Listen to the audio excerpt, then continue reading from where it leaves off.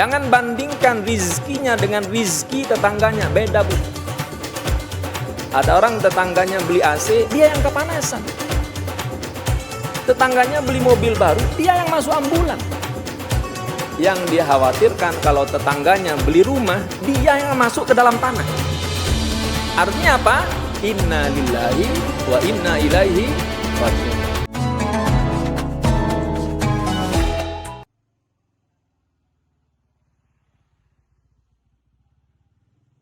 Syukur dan sabar. Ustadz, apa buktinya seseorang itu sudah bersyukur? Ada 3 tanda seseorang dikatakan sudah bersyukur. Yang pertama, orang bersyukur itu tidak mengeluh. Ada orang pandai sekali mengeluh. Hujan turun, ya hujan lagi, jemuran belum kering. Padahal cuma hujan. Giliran dikasih panas, kok panas ya, gak hujan-hujan. Dikasih banyak air, ya banjir Ustaz. Giliran gak ada air gak ada Ustaz. Nah, orang yang seperti ini tidak dikatakan bersyukur. Kenapa? Karena terlalu sering mengeluh. Ibu bayangkan, kalau hari ini gak ada air, ibu bisa mandi atau tidak? Bau atau tidak? Mau suaminya? Gak mau. Kalau hari ini gak ada air bu, ibu bisa masak atau tidak? Hari ini Allah memberikan kita air, bahkan kita tidak sempat memintanya. Nah yang pertama, orang yang bersyukur adalah tidak mengeluh. Ini harus dicatat ya. Yang kedua, ciri orang yang bersyukur tidak membanding-bandingkan. Jangan pernah membandingkan rizki kita dengan rizki tetangga kita. Jangan bandingkan gaji suami ibu dengan gaji suami tetangganya.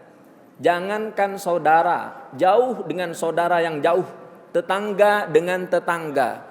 2 kembar yang lahir dari satu rahim, jatah musibah dan jatah rizkinya berbeda. Maka Imam Hasan Al-Basri pernah mengatakan, alimtu anna rizqi la ya'khudahu ghairi fatma'anna qalbi. Aku tahu bahwa rizki itu sudah tertakar, mustahil tertukar, maka hatiku menjadi tenang. Kalau yang belum ditakdirkan untuk kita tidak akan pernah datang kepada kita. Yang sudah ditakdirkan kepada kita, dia akan datang meskipun tidak kita menginginkannya. Rasulullah SAW pernah mengatakan, la yu'minu ahadukum hatta yu'mina bil qadir khairihi wa syarrih, hatta ya'lam anna ma asabahu lam yakun liyukhti'ahu wa ma akhta'ahu lam yakun liyusibahu. Tidak sempurna iman seseorang di antara kalian sampai kalian bisa beriman dengan takdir yang Allah tentukan, baik atau buruknya. Sampai kalian yakin, kata Rasulullah, yang ditakdirkan pasti terjadi, yang tidak ditakdirkan tidak mungkin terjadi.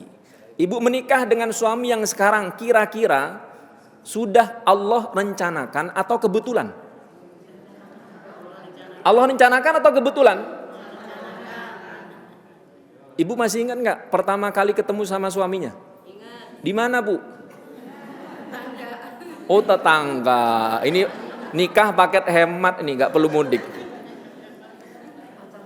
Siapa yang mengizinkan kita bertemu dengan pasangan kita? Allah. Maka kebetulan itu dia ada. Ibu sudah punya anak? Punya Ustadz. Direncanakan atau kebetulan? Kebetulan Ustadz punya anak 3. Kok bisa punya anak 3 kebetulan? Emang gak direncanakan? Maka semua yang ada di dunia ini sudah diatur dengan rapi oleh Allah Subhanahu wa taala. Dalam Al-Qur'an surat Ar-Ra'd ayat 2, Allah Subhanahu wa taala berfirman, yudabbirul amra yufassilul ayati la'allakum biliqa'i rabbikum tuqinun. Dialah Allah Subhanahu wa taala yang mengatur dengan rinci semua urusan hambanya, agar hamba itu yakin dengan pertemuan dengan Allah Subhanahu wa ta'ala.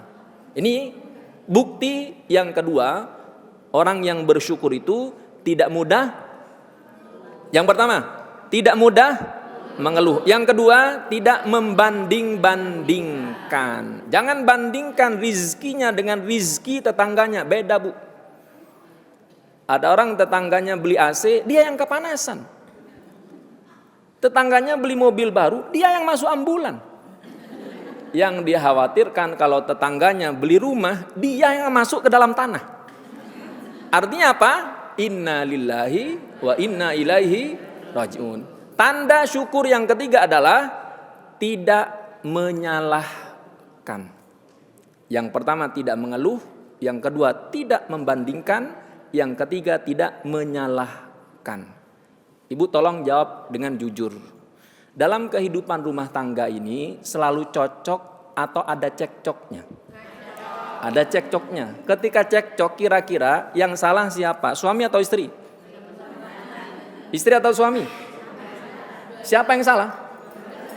Kita cek apakah kita sudah bersyukur atau tidak. Karena orang yang bersyukur tidak mudah menyalahkan. Ini gara-gara suami saya Ustadz, gara-gara anak saya Ustadz. Misalkan suaminya nggak setia, kira-kira salah siapa? Salah suaminya atau salah istrinya? Ingat, menyalahkan sama sekali tidak memperbaiki keadaan. Maka yang ketiga, orang yang bersyukur tidak mudah menyalahkan. Kalau ada masalah dalam rumah tangga, ngobrol berdua. Cari akar masalahnya, segera selesaikan masalahnya. Jangan ngobrol ke tetangga. Jangan menyalahkan pasangan kita di depan saudaranya. Kalau masalahnya selesai, kita bisa memaafkan. Saudara-saudara kita yang mendengarkan kesalahan pasangan kita, mereka gak akan lupa. Nanti ketika dia salah akan diungkit. Bagaimana solusinya Ustadz? Ibu-ibu pandai-pandailah memuji suami masing-masing. Kenapa? Itu yang dibutuhkan oleh suami. Maka kalau suami datang dari kantor, habis pulang kerja, apa yang akan ibu lakukan? Sambut dengan bahagia.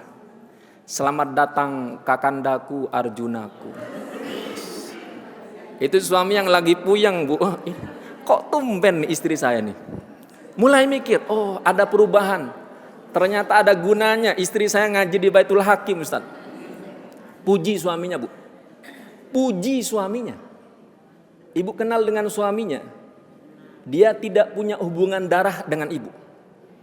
Saudara bukan. Ketemunya ketika sudah dewasa.